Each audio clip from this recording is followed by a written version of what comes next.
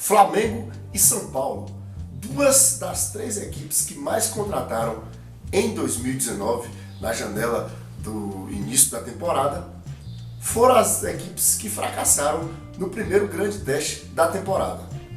Canal 2x1, aqui não tem empate. Pois é, logo para aproveitar o início desse vídeo, gostaria de pedir a todos vocês que deixem seu like, é muito importante para o crescimento do canal 2x1. Também peço a você que se inscreva no nosso canal, utilize também o espaço para comentar, deixe os seus comentários. Qual foi o pior vexame da semana? Flamengo, que investiu aproximadamente 85 milhões em contratações em 2019, ou São Paulo, que investiu um pouco mais de 44 milhões nessa janela de início de ano de 2019. Pois bem, as duas equipes, no seu primeiro grande teste do ano, decepcionaram as suas respectivas torcidas. O São Paulo perdeu por 2-0 na semana passada, na sua estreia na fase conhecida como pré-Libertadores, a fase que antecede a fase de grupos, perdeu fora de casa na Argentina para o Talleres por 2-0, e no Morumbi, por incompetência e também por um péssimo futebol apresentado, o São Paulo não conseguiu se classificar para a próxima fase da Libertadores e aí sim tentar uma vaga na fase de grupos. São Paulo num jogo horrível, um time desorganizado, parecendo um bando de jogadores em campo, sem formação tática alguma, um time embolado, tinha a bola, não tinha opção de jogadores para receber o passe. Então, um jogo horrível, o São Paulo 0-0. Teve vontade? Teve sim, vontade do São Paulo, mas faltou futebol, faltou organização, faltou tática, faltou organização. E com isso, o São Paulo foi eliminado e teve a demissão do seu treinador Jardim confirmado. Então o São Paulo já anunciou seu treinador substituto, que é Wagner Mancini, que vai ficar por um período de 2 meses, e logo após, Cuca assumirá a equipe tricolor. Então, o São Paulo, o que podemos assim dizer, comparar esse resultado com o Flamengo? Vamos fazer uma analogia.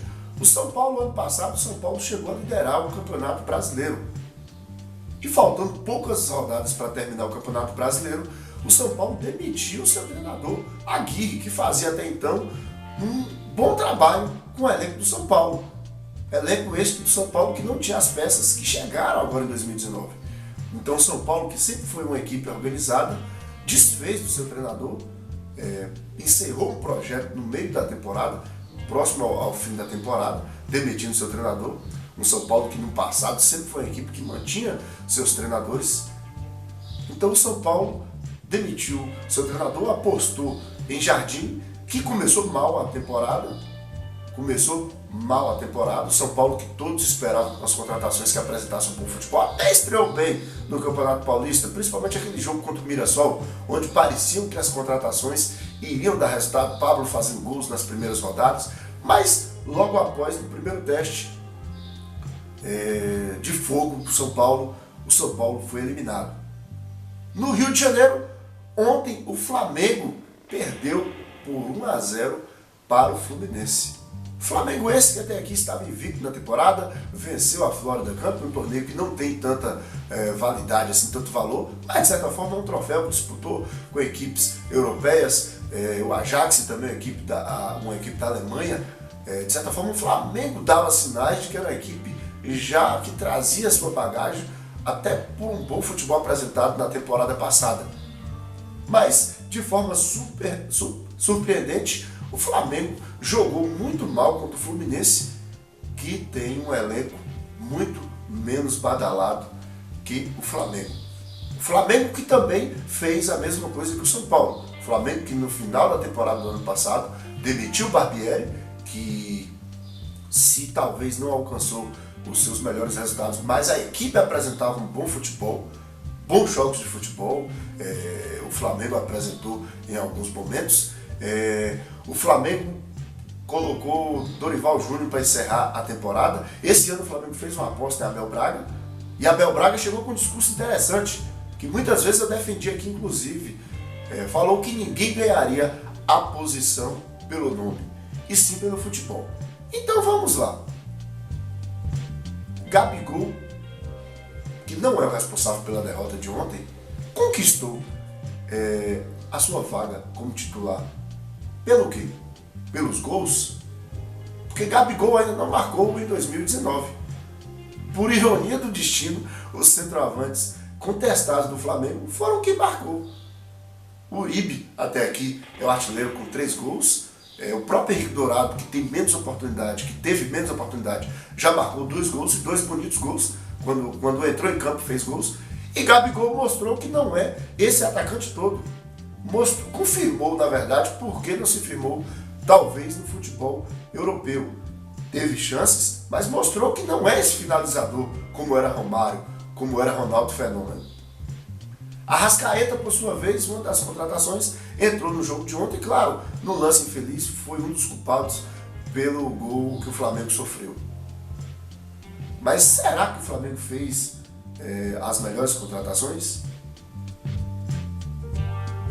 Será que Abel Braga está escalando mesmo pelo futebol ou está escalando pelo nome?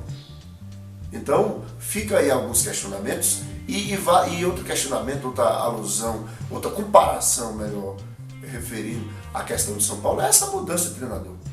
Flamengo e São Paulo têm em comum, num intervalo aí de menos de 6 meses, a mudança de 3 treinadores. Vale a pena mudar? Vamos aos exemplos de quem está mantendo seus treinadores. Nós temos o Grêmio,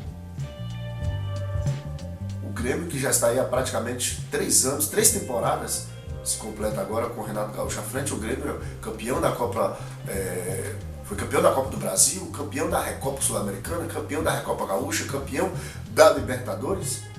Falta apenas ao Grêmio o título nacional, o título do Campeonato Brasileiro. O Cruzeiro, por sua vez, que mantém Mano Menezes, é bicampeão da Copa do Brasil, sempre fazendo temporadas razoáveis no Campeonato Brasileiro. Então vale a pena essa mudança exagerada? O que mudou com essas mudanças de treinadores do São Paulo e do Flamengo? O que Abel trouxe de novo? O que Jardim trouxe de novo? Então me lembro que essa mudança exagerada e às vezes até pressionada pela torcida tem prejudicado o desempenho de algumas equipes. É o que parece. Eu me lembro que em 2017 Zé Ricardo foi demitido do Flamengo, classificado na Sul-Americana para a próxima fase, no G4 do Campeonato Brasileiro e classificado para a Copa do Brasil. Então, essa mudança, só por mudar, mas o comportamento da equipe a gente não vê. O Flamengo, no seu principal teste, foi eliminado para o Fluminense, que tem um orçamento muito menor, uma dívida exorbitante, não tem a estrutura que o Flamengo tem hoje. O São Paulo também foi eliminado por uma equipe, claro, uma equipe argentina, mas o São Paulo é uma equipe de camisa, é uma equipe tricampeã da Libertadores. Então fica aí esse alerta. Essa mudança exagerada vale mesmo a pena? O Flamengo contratou tão bem assim, valeu tanto esse esforço para alguns jogadores? Claro que estamos ainda no mês de fevereiro, mas se o Flamengo, com investimento milionário, não consegue, no seu primeiro grande jogo, pelo menos demonstrar que tem potencial para demonstrar um bom futebol, vai ser difícil na temporada, porque perder faz parte. Agora você perder, onde o Fluminense, que tem um elenco muito menos badalado que o Flamengo, você deixar o seu adversário ter 62% de posse de bola, aí mostra que tem algo errado. Ou esse time não está treinando, ou então está menosprezando o adversário. Então tá aí. Tomara que Fernando Diniz traga essa novidade ao futebol carioca, ao futebol nacional, e continue surpreendendo a esse método já tradicional demais no futebol brasileiro. Canal 2x1, aqui não tem empate. Se inscreva no nosso canal, deixe seu like e também deixe seus comentários. A gente volta a qualquer momento com mais um vídeo. Muito obrigado por sua audiência.